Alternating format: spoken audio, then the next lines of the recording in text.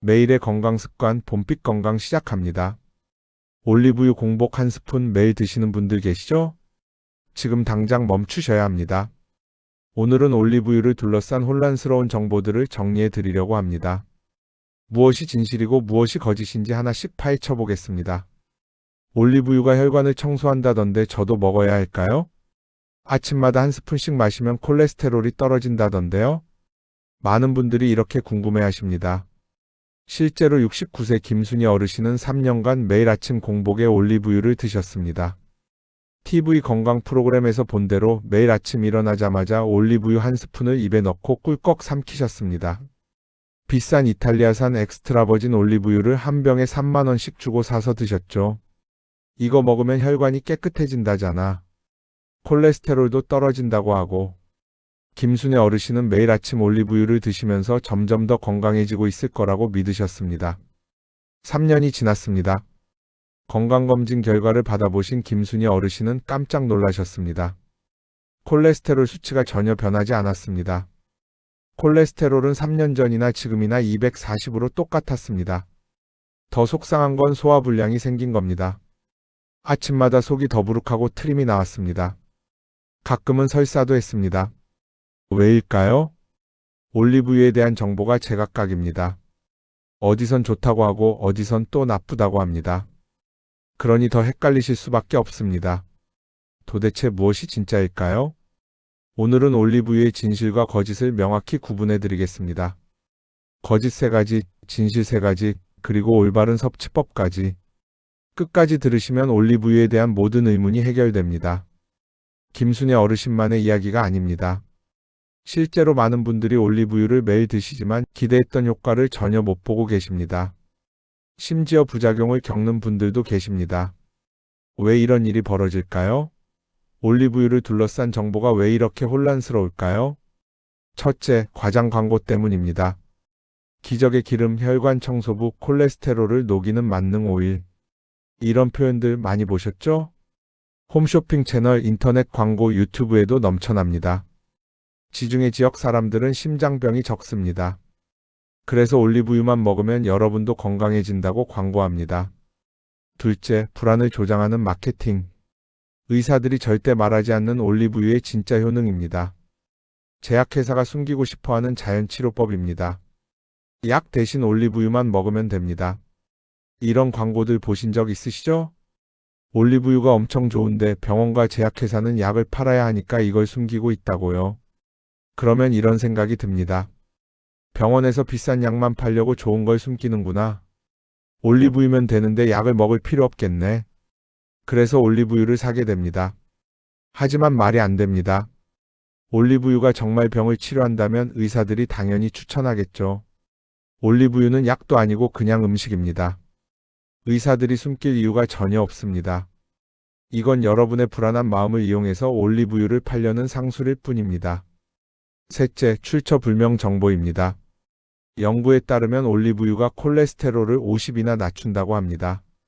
어느 연구일까요? 언제 발표됐을까요? 어느 대학에서 했을까요? 몇 명을 대상으로 했을까요? 출처가 명확하지 않은 정보가 너무 많습니다. 더 큰 문제는 이런 정보들이 입에서 입으로 전해지면서 점점 더 과장된다는 겁니다. 콜레스테롤 10 떨어진다가 50 떨어진다로 바뀝니다.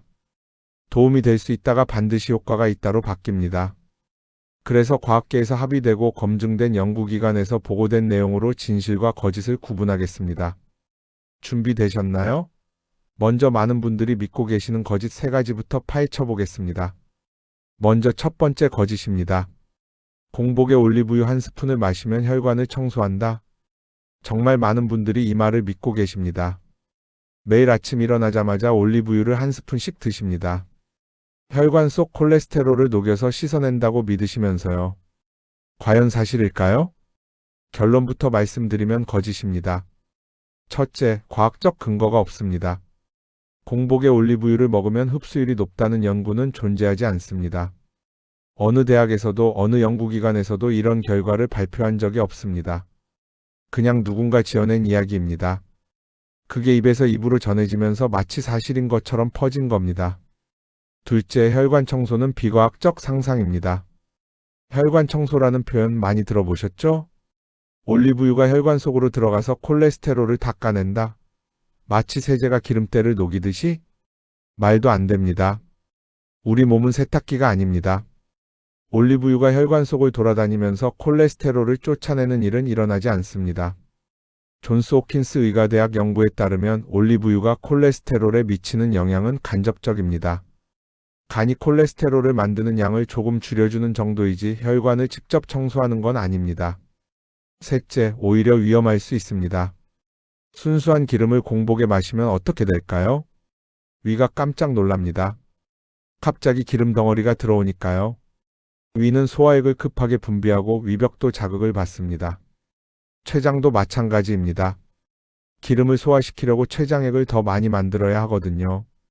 실제로 일부 연구에서는 공복에 순수한 기름을 섭취했을 때 급성 췌장염 위험이 증가할 수 있다고 보고합니다. 특히 췌장이 약하신 분들, 담석이 있으신 분들은 더 위험합니다. 실제로 울산에 사는 63세 박철수 어르신은 건강을 위해 매일 아침 올리브유를 소주잔으로 한 잔씩 마셨습니다. 석 달 후 급성 췌장염으로 응급실에 실려가셨습니다. 의사가 물었습니다. 최근에 기름진 음식을 많이 드셨나요? 박철수 어르신은 아니요, 건강해지려고 올리브유만 마셨습니다 라고 답하셨고, 의사는 고개를 저으며 그게 오히려 원인이었습니다 라고 설명했습니다. 최근에는 올레샷이라는 게 유행입니다. 올리브유와 레몬즙을 1:1로 섞어서 아침 공복에 마시는 겁니다. TV에 나온 유명인들이 다이어트에 성공했다고 해서 따라하시는 분들이 많으십니다. 별도 제품까지 나올 정도로 인기입니다. 과연 효과가 있을까요? 2025년 가톨릭 관동대 국제성모병원 이선희 임상영양사가 분석한 결과 올레샷의 직접적인 체중 감량 효과를 입증한 연구는 없습니다. 다만 일시적으로 소화가 조금 편해지는 느낌을 받을 수는 있습니다. 올리브유가 담즙 분비를 촉진하고 레몬의 구연산이 위산 분비를 자극하기 때문입니다. 하지만 체중 감량은 식단 전체와 운동을 병행했을 때만 가능했습니다. 올레샷만으로는 의미 있는 체중 변화가 없었습니다. 더 큰 문제는 부작용입니다. 담석증이나 담낭염이 있으신 분들은 올리브유가 담낭을 자극하면서 통증이나 담낭 발작이 생길 위험이 있습니다. 위염이나 위궤양이 있는 분들도 마찬가지로 레몬의 강한 산성이 속쓰림을 악화시키거나 위 점막을 자극할 수 있습니다. 췌장염 병력이 있으신 분은 고지방 섭취가 췌장을 자극해 염증을 악화시킬 수 있습니다. 그렇다면 올리브유와 레몬은 어떻게 먹어야 할까요? 공복에 단독으로 마시는 대신 샐러드 드레싱으로 활용해 보시는 게 훨씬 안전합니다. 이렇게 먹으면 위장 부담도 없고 채소의 지용성 비타민 흡수도 6배 높아집니다. 올리브유는 음식과 함께 드셔야 합니다. 올바른 방법은 실천 가이드에서 자세히 알려드리겠습니다. 놀랍지 않나요? 좋다고만 믿었던 게 오히려 위험할 수도 있다는 점 꼭 기억해 주세요. 이제 두 번째 거짓입니다. 올리브유를 먹으면 콜레스테롤이 크게 떨어진다는 얘기 많이 보셨죠? 인터넷을 찾아보면 이런 이야기들이 많습니다. 올리브유 먹고 콜레스테롤 300에서 200으로 떨어졌어요. 3개월 만에 콜레스테롤이 100이나 감소했습니다. 정말 그럴까요? 정확히 말하면 올리브유만의 효과가 과장된 경우가 대부분입니다. 실제 연구 결과는 이렇습니다. 2019년 미국 심장협회가 발표한 메타 분석 연구가 있는데요. 전 세계 27개 연구 참가자 총 8,400명의 데이터를 모아서 분석했습니다. 결과가 어땠을까요? 올리브유를 꾸준히 섭취했을 때 LDL 즉 나쁜 콜레스테롤은 평균 5에서 10 정도만 감소했습니다. 예를 들어 콜레스테롤이 240이라면 230 정도, 300이라면 285 정도가 되는 수준입니다. 극적인 변화는 아닙니다. 결코 100씩 떨어지지 않습니다. 그렇다면 왜 인터넷에는 100이나 떨어졌다는 이야기가 많을까요? 첫째, 그런 분들은 올리브유만 먹고 효과가 난 게 아닙니다. 식단을 바꾸고 고기를 줄이고 채소를 늘리고 매일 30분씩 걷기 시작했고 체중도 몇 킬로그램 빠진 경우가 많습니다. 이 모든 변화가 합쳐져 콜레스테롤이 떨어진 겁니다. 즉, 올리브유만의 효과라기보다는 생활 습관 전체의 결과입니다. 둘째, 개인차가 매우 큽니다. 어떤 분은 올리브유를 먹고 콜레스테롤이 20 떨어집니다. 어떤 분은 5만 떨어집니다. 어떤 분은 거의 변화를 못 느끼기도 합니다. 유전자, 나이, 체중, 식습관, 운동량 등 여러 요소가 모두 영향을 주기 때문입니다. 그래서 누구는 효과를 보고 누구는 못 보는 겁니다. 셋째, 검사 자체의 변동성도 있습니다. 콜레스테롤 수치는 하루 사이에도 20에서 30 정도 바뀔 수 있습니다. 전날 뭘 먹었는지, 혈액 검사 전에 금식을 얼마나 했는지, 심지어 스트레스를 받았는지에 따라서도 달라지죠. 그래서 한 번 재서 240이 나왔다가 일주일 후 다시 재면 220이 나올 수도 있습니다. 이게 올리브유 효과일까요? 아닙니다. 그냥 정상 범위 안에서 생기는 자연스러운 변동입니다. 그렇다면 올리브유는 콜레스테롤에 전혀 도움이 안 될까요? 그건 아닙니다. 도움은 됩니다. 하지만 보조수단일 뿐입니다. 콜레스테롤을 진짜로 낮추려면 이렇게 해야 합니다. 첫째, 체중을 줄이세요. 5kg만 빠져도 콜레스테롤이 20에서 30 떨어집니다. 둘째, 매일 걷기 운동하세요. 매일 30분 걷기만 해도 15에서 20 떨어집니다. 셋째, 고기, 튀김 줄이고 채소 늘리는 식단으로 조절하세요. 넷째, 필요하다면 약물 치료입니다. 올리브유는 이중 식단 조절의 일부입니다. 올리브유만으로 콜레스테롤을 극적으로 낮출 수 있다? 거짓입니다. 올리브유는 다른 노력과 함께 할 때 도움이 됩니다. 운동하고 식단 조절하고 필요하면 약도 드셔야 합니다. 올리브유는 마법이 아닙니다. 과도한 기대를 내려놓고 확실히 효과가 있는 것들에 집중하셔야 합니다. 세 번째, 거짓입니다. 올리브유는 모든 요리에 사용해도 안전하다? 많은 분들이 이렇게 생각하시죠. 올리브유는 건강한 기름이니까 뭘 해도 괜찮겠지라고요. 그래서 생선 튀김, 고기구이, 볶음밥까지 올리브유로 하시는 분들도 많으세요. 과연 안전할까요? 사실 위험할 수도 있습니다. 핵심은 발연점입니다. 발연점이 뭐냐면 기름을 가열했을 때 연기가 나기 시작하는 온도예요. 엑스트라 버진 올리브유의 발연점은 제품 품질에 따라 다르지만 160도에서 210도 사이로 알려져 있습니다. 그런데 우리가 실제로 요리할 때 온도가 얼마나 될까요? 계란 후라이는 약 120도라 괜찮고 채소 볶음은 150에서 180도로 거의 경계선입니다. 생선, 고기 구이처럼 200에서 300도까지 올라가는 요리는 훨씬 위험하죠. 발연점을 넘으면 어떻게 될까요? 기름 속 좋은 성분들이 파괴됩니다. 폴리페놀, 비타민이 같은 항산화 성분이 없어지고 더 큰 문제는 톡성 물질이 생긴다는 점입니다. 2020년 스페인 바르셀로나 대학 연구팀이 올리브유를 발연점 이상으로 가열해 분석했는데요. 결과가 꽤 충격적이었습니다. 아크롤레인, 벤조피렌, 알데하이드 같은 톡성 물질이 수십 배 증가했습니다. 이 물질들은 뭘까요? 발암물질입니다. 간을 손상시키고 염증을 유발합니다. 실제 사례도 있습니다.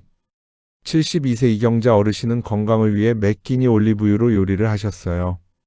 생선 튀김, 고기구이, 볶음밥까지 모두 올리브유로 하셨고 하루에 5, 6스푼씩 사용하셨습니다.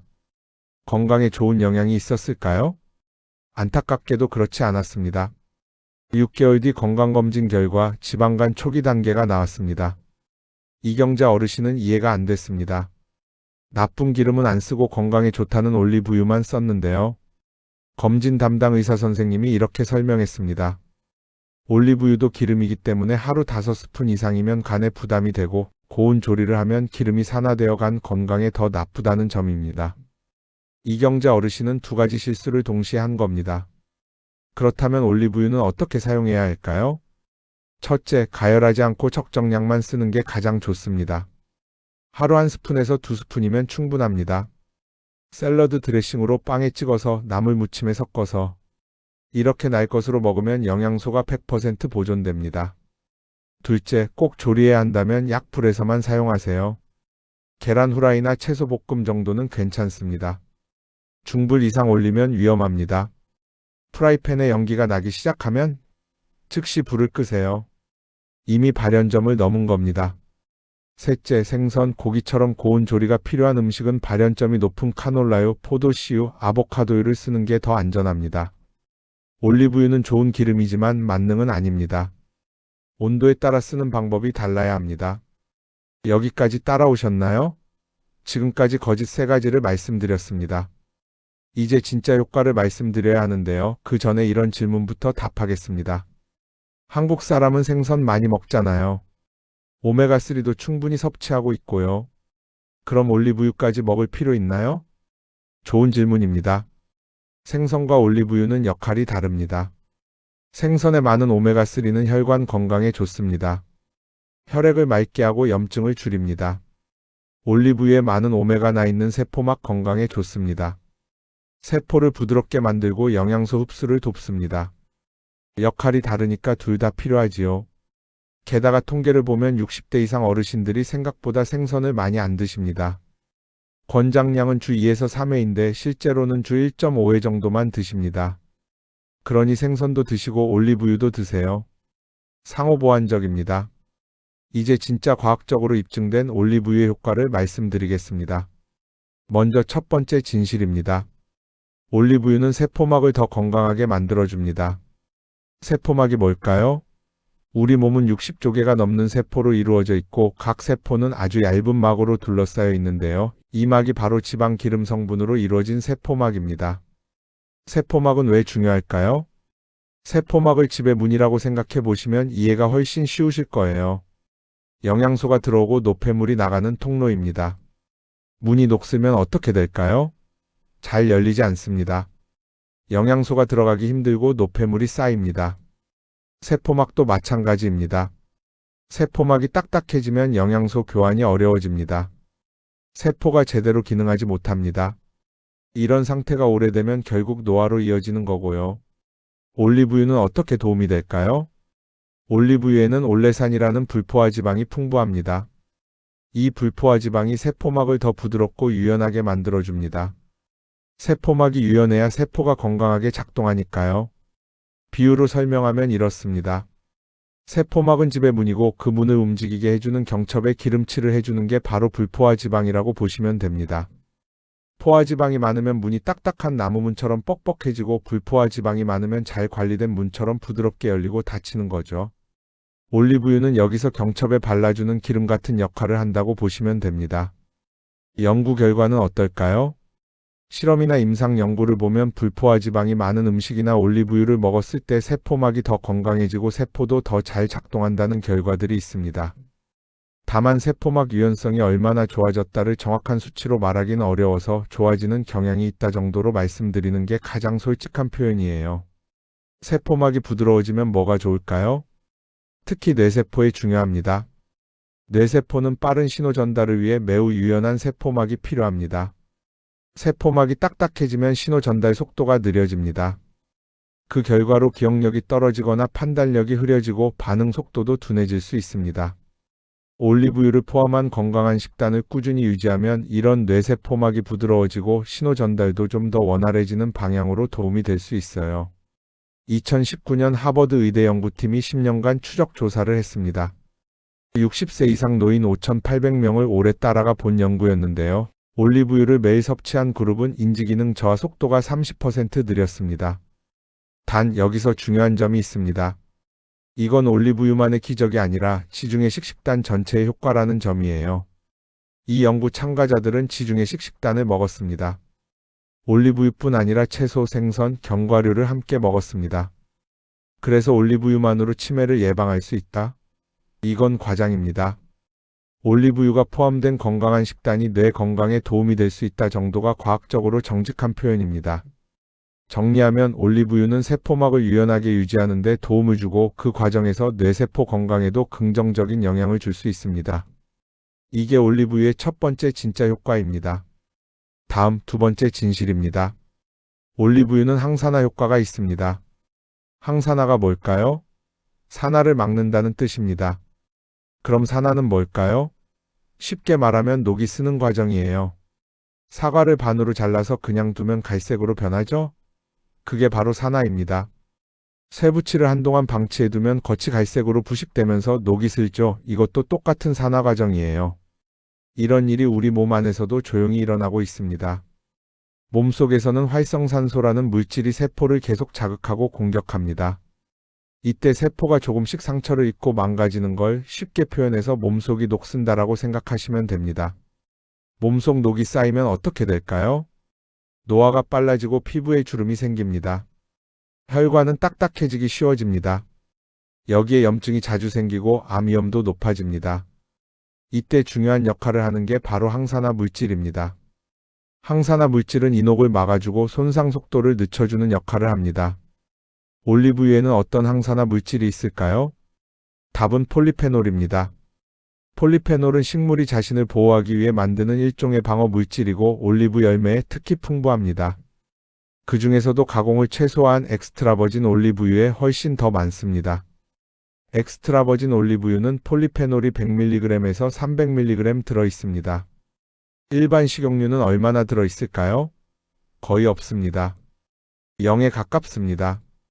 그래서 두 기름 사이의 항산화 능력 차이가 확연하게 나는 거예요. 과학적 근거가 있을까요? 물론 있습니다.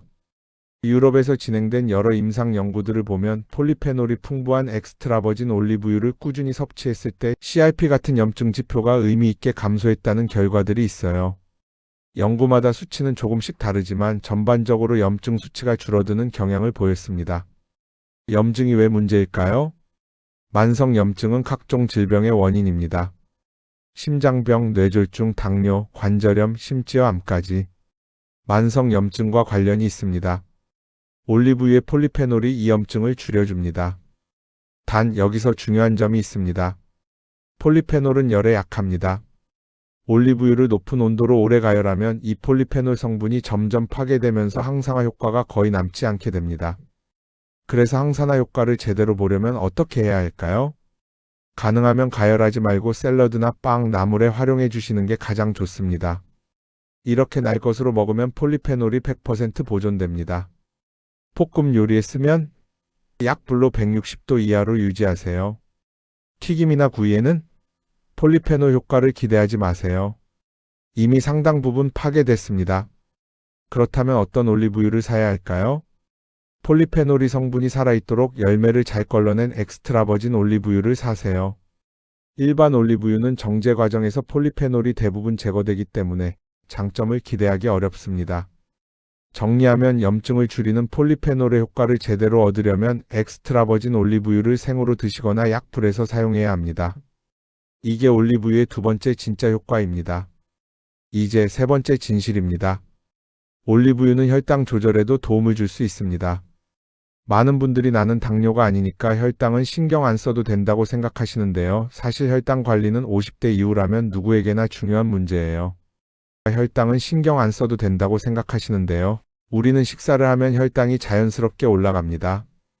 혈당이 올라가면 췌장에서 인슐린이라는 호르몬이 나와서 혈당을 낮춰주죠. 문제는 이 시스템이 고장나는 겁니다. 나이가 들면서 또는 비만이 되면서 세포가 인슐린을 잘 받아들이지 않습니다. 마치 자물쇠가 녹슨 것처럼 열쇠가 잘 안 들어갑니다. 이걸 인슐린 저항성이라고 합니다. 인슐린 저항성이 생기면 어떻게 될까요? 혈당이 계속 높게 유지되어 췌장은 더 많은 인슐린을 만들어야 합니다. 췌장이 지치고 결국 당뇨병이 됩니다. 올리브유는 어떻게 도움이 될까요? 올리브유의 불포화 지방이 인슐린 수용체를 활성화시킵니다. 비유로 설명하면 이렇습니다. 인슐린 수용체는 문의 자물쇠입니다. 자물쇠가 녹슬면 열쇠 인슐린이 안 들어갑니다. 올리브유가 자물쇠에 기름칠을 해줍니다. 그러면 열쇠가 부드럽게 들어갑니다. 인슐린이 제대로 작동하고 혈당이 안정됩니다. 과학적 근거는 무엇이 있을까요? 지중해 식식단과 올리브유 섭취를 함께 본 여러 연구들에서 제2형 당뇨 환자의 당화혈색소나 공복혈당이 개선되는 효과가 보고됐어요. 단 여기서 매우 중요한 점이 있습니다. 올리브유만으로 당뇨가 개선된 것이 아닙니다. 이 연구 참가자들은 올리브유만 먹은 게 아닙니다. 전체 식단을 바꿔서 채소를 많이 먹고 생선을 자주 먹었습니다. 흰 밀가루 대신 통곡물을 먹으며 운동도 했습니다. 이 모든 게 합쳐진 결과입니다. 올리브유는 그중 하나일 뿐입니다. 그래서 이렇게 생각하시면 안 됩니다. 당뇨약 끊고 올리브유만 먹으면 되겠네. 절대 안 됩니다. 당뇨 관리는 종합적으로 해야 합니다. 약은 의사 지시대로 드시고 운동을 시작하세요. 체중 조절과 활동량이 중요합니다. 매일 30분 걷기만 해도 인슐린 저항성이 줄어듭니다. 그리고 탄수화물을 줄이고 올리브유를 드세요. 올리브유는 보조수단이지 마법의 치료제가 아닙니다. 하지만 꾸준히 먹으면 분명 도움이 됩니다. 정리하면 이렇습니다. 2015년 미국 당뇨병학회지 연구에서 올리브유를 포함한 식단이 공복 혈당을 12mg 낮췄습니다. 올리브유의 불포화 지방이 인슐린 민감도를 개선하기 때문입니다. 하지만 올리브유만으로는 안 됩니다. 운동, 체중 감량, 약물 치료와 함께 해야 합니다. 이게 올리브유의 세 번째 진짜 효과입니다. 지금까지 세포막 건강 항산화, 혈당 안정화에 대한 진실 세 가지를 말씀드렸습니다. 그렇다면 올리브유는 우리 몸에서 어떻게 작동할까요? 간단히 말씀드리겠습니다. 올리브유를 드시면 소장에서 소화되고 지방산으로 분해된 뒤 천천히 흡수되어 세포로 이동합니다. 이렇게 흡수된 지방산은 세포막에 들어가 세포막을 더 부드럽고 유연하게 만들어줍니다. 조금 더 쉽게 비유해 볼게요. 올리브유는 기계에 바르는 윤활유 같은 역할을 합니다. 기계가 기름이 마르면 어떻게 될까요? 움직임이 둔해지고 삐걱거리고 결국 고장이 나죠. 여기서 윤활유를 발라주면 어떨까요? 다시 부드럽게 움직이고 소음도 줄고 오래 버팁니다. 올리브유가 우리 세포에서 바로 그 역할을 합니다. 세포의 윤활유입니다. 단, 과하면 안 됩니다. 아무리 좋은 윤활유라도 너무 많이 부으면 기계가 망가지듯 올리브유도 과하면 오히려 해가 될 수 있습니다. 하루 3스푼 이상 계속 드시면 칼로리가 너무 높아져서 간에 부담이 될 수 있습니다. 그래서 적정량을 지키는 게 가장 중요합니다. 과학은 정직합니다. 우리가 확실히 아는 것과 아직 불확실한 것을 구분해야 합니다. 올리브유는 도움이 되지만 마법은 아닙니다. 이제 가장 중요한 부분입니다. 올리브유를 어떻게 먹어야 몸에 도움이 되는지 7가지 실천 가이드로 정리해서 말씀드릴게요. 첫째, 섭취 방법입니다. 공복에 올리브유만 마시지 마세요. 꼭 음식과 함께 드세요. 왜 음식과 함께 먹어야 할까요? 첫 번째 이유는 위장 부담을 줄이기 위해서입니다. 순수한 기름은 위를 자극하지만 다른 음식과 섞여 들어가면 부담이 훨씬 적어집니다. 두 번째 이유는 지용성 비타민 흡수를 도와주기 때문입니다. 비타민 A, D, E, K는 지방이 있어야 잘 흡수되는데 샐러드만 먹으면 이 비타민들이 그냥 버려집니다. 둘째, 하루 적정량입니다. 1스푼에서 2스푼이면 충분합니다. 1스푼은 15ml, 120칼로리입니다. 많이 먹는다고 더 좋은 게 아닙니다. 과하면 살이 찌고 간에 부담이 갑니다. 그 다음으로 중요한 게 조합입니다. 셋째, 음식 조합입니다.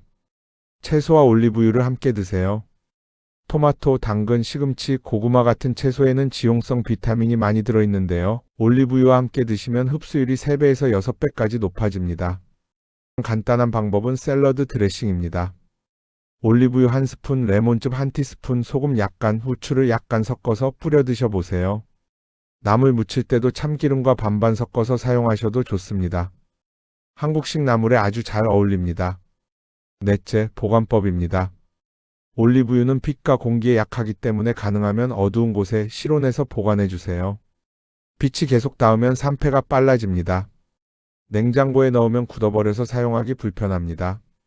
개봉 후에는 가능하면 3개월 이내에 드시는 게 좋습니다. 시간이 지나면 향이 날아가고 효과도 떨어집니다. 병에 산 날짜를 적어두셨다가 3개월이 지나면 새 병으로 바꿔주세요. 시간이 지나면 향이 날아가고 효과가 떨어집니다. 다섯째, 올리브유 선택법입니다. 가능하면 엑스트라 버진 올리브유를 고르시는 게 좋습니다. 병에 엑스트라 버진이라고 적혀 있는지 확인해 보세요. 산도도 함께 보시면 좋은데요. 0.8% 이하면 엑스트라 버진, 0.4% 이하면 더 좋은 품질이라고 보시면 됩니다. 그리고 어두운 병에 든 제품을 고르세요. 투명한 병은 빛 때문에 산패가 빠릅니다. 마지막으로 가격이 너무 싼 제품은 한 번 더 의심해 보셔야 합니다. 500ml 기준으로 적어도 2만원 전후는 되어야 어느 정도 품질이 보장된다고 보시면 됩니다. 여섯째, 가짜 구별법입니다. 진짜 엑스트라 버진 올리브유에는 몇 가지 특징이 있습니다. 색깔은 초록빛이 돌거나 금빛을 띱니다. 너무 맑고 투명하다면 한 번 더 의심해 보세요. 향은 풀 냄새나 과일 향처럼 신선한 향이 나야 합니다. 아무 향도 나지 않는다면 품질이 좋지 않을 가능성이 있어요. 맛은 약간의 쓴맛과 매운맛이 나며 특히 목 뒤쪽이 살짝 따끔한 느낌이 있다면 올리브유에 폴리페놀이 풍부하다는 뜻입니다. 맛이 너무 밍밍하다면 진품이 아닐 가능성이 커요. 그리고 병에 수확 날짜가 적혀 있는지 꼭 확인하세요. 수확 날짜가 없다면 품질을 장담하기 어렵습니다. 마지막 7제는 주의가 필요한 분들입니다. 담석증이 있으신 분은 조심하세요. 올리브유가 담낭을 수축시키면서 담석이 움직여 통증이 생길 수 있습니다. 이런 분들은 반드시 섭취량을 줄이거나 전문가와 상담하시는 게 좋습니다. 급성 췌장염 병력이 있는 분은 기름은 췌장에 부담을 줄 수 있으므로 적은 양만 드시거나 피하시는 것이 안전합니다. 지방간이 있으신 분은 과하게 먹지 마세요. 하루 한 스푼 이하로 제한하세요. 혈액 응고 장애가 있으신 분은 의사와 상담하세요. 올리브유가 혈액을 묽게 만들 수 있습니다. 당뇨가 있으신 분은 올리브유도 칼로리가 높은 식품이기 때문에 식단 전체 칼로리를 고려해 섭취해야 합니다. 마지막으로 비만이거나 체중 조절이 필요한 분은 올리브유 열량이 높기 때문에 무심코 많이 드시면 체중 증가로 이어질 수 있습니다. 실천 가이드 어렵지 않으시죠? 이것만 지키면 됩니다. 작은 변화가 쌓여 큰 차이를 만듭니다. 이제 올바른 방법으로 올리브유를 드신 분의 실제 이야기를 하나 들려드릴게요. 67세 이영자 어르신은 2년간 매일 아침 올리브유만 순수하게 마셨습니다. TV에서 좋다고 해서 시작했습니다. 비싼 이탈리아산 올리브유를 한 병에 3만 원씩 주고 사서 드셨습니다. 2년 후 건강검진 결과 콜레스테롤과 혈압은 그대로였고 소화불량만 생겼습니다. 아침마다 속이 더부룩하고 트림이 나와서 너무 불편하셨다고 해요. 2년이나 꾸준히 먹었는데 왜 효과가 없을까? 이영자 어르신은 점점 더 속이 상하셨습니다. 그러던 중 딸이 올바른 섭취법에 대한 정보를 알려줬습니다. 바로 실천하셨지요.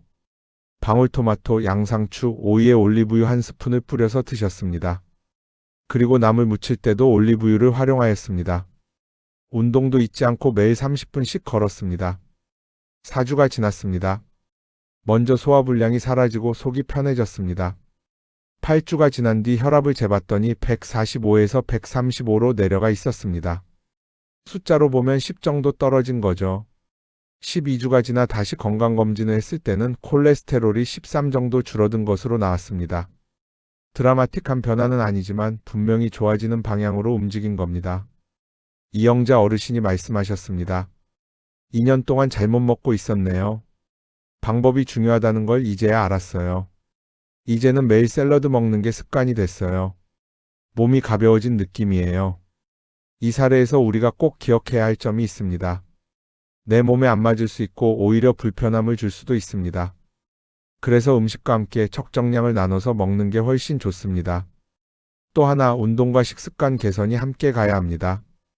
이영자 어르신도 4주 만에 변화가 시작됐고 12주 만에 확실한 개선이 있었습니다. 다만 여기서도 기대치는 현실적으로 잡으셔야 합니다. 콜레스테롤 한 번에 100 떨어지고 혈압 30씩 뚝 떨어지는 마법은 없습니다. 하지만 꾸준히 하면 10에서 20은 충분히 개선됩니다. 올리브유를 제대로 먹는 방법 7가지 실천 가이드만 따라하세요. 여러분도 할 수 있습니다. 오늘 내용을 정리하겠습니다. 먼저 많은 분들이 잘못 알고 계셨던 거짓 3가지입니다. 첫째, 공복에 올리브유 한 스푼이 혈관을 청소한다. 거짓입니다. 과학적 근거가 없고 오히려 췌장에 부담을 줍니다. 둘째, 올리브유만 먹으면 콜레스테롤이 크게 떨어진다. 과장입니다. 실제 효과는 5에서 10 정도입니다. 셋째, 올리브유는 모든 요리에 써도 안전하다. 위험할 수 있습니다. 발연점 160도를 넘으면 톡성 물질이 생깁니다. 이제 진실 3가지입니다. 첫째, 올리브유는 세포막을 부드럽게 만듭니다. 올리브유를 적당히 꾸준히 드시면 세포가 영양을 주고받는 과정이 더 원활하게 해줍니다. 둘째, 폴리페놀이 항산화 효과를 냅니다. 올리브유의 항산화 성분이 몸속 염증을 줄이는 데 도움을 줄 수 있습니다. 셋째, 인슐린 민감도를 개선합니다. 불포화 지방이 많은 식단은 혈당을 안정시키는 데 도움을 줍니다. 여기서 꼭 기억해야 할 건 올리브유는 마법이 아니라는 겁니다. 올리브유만 먹는다고 병이 나아지는 건 아니지만 제대로 먹으면 몸은 분명히 좋아지는 방향으로 움직입니다. 세포막이 건강해지고 염증이 줄고 혈당이 안정됩니다. 작은 변화지만 꾸준히 쌓이면 큰 차이를 만들어줍니다. 그래서 오늘부터 실천해보세요. 아침 샐러드에 올리브유 한 스푼, 이것부터 딱 3개월만 해보시길 추천드립니다. 여러분의 몸이 답을 줄 겁니다. 오늘 영상이 도움이 되셨다면 좋아요를 눌러주세요. 구독하시면 건강한 노년을 위한 과학적 정보를 계속 받아보실 수 있습니다. 올리브유를 어떻게 드시고 계신가요? 댓글로 여러분의 경험도 남겨주세요. 어떻게 드셔보셨는지, 어떤 변화가 있었는지도 함께 나누어요. 그리고 올리브유를 드시는 가까운 분들이나 건강에 관심 있는 주변 분들이 떠오르신다면 이 영상 한번 전해주셔도 좋습니다. 바르게 드시는데 정말 큰 도움이 될 거예요. 함께 건강해집시다. 봄빛 건강이 여러분의 건강한 노년을 응원합니다. 감사합니다.